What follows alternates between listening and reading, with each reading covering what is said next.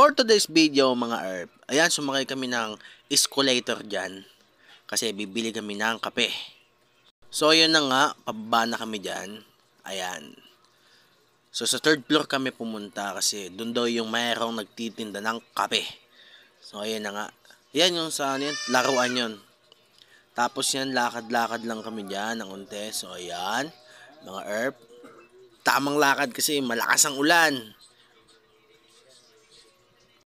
Tapos dito sa part na to, ayun, tumingin ako sa salamin. Kasi yan dyan, ano yan, sinihan yan dyan sa loob. Yan. Ngayon mga herb, kasi malakas ang ulan. Tamang kapilang. Ha?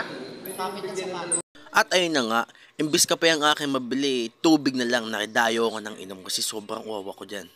Ayan, kung mapapansin nyo. Ayan, uminom na nga ako ng tubig. Isa pa nga, ayan na. Diba? Kasi medyo sinisip din tayo dyan. Ayun, ang mukha na yan. Talaga naman, isa pa.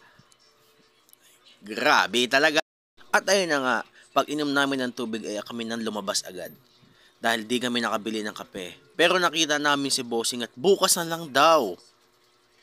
Ayun, mission failed kami dyan. Di kami nakabili ng kape. So yun mga herb, like and share and subscribe na rin kayo sa akin. Follow my page.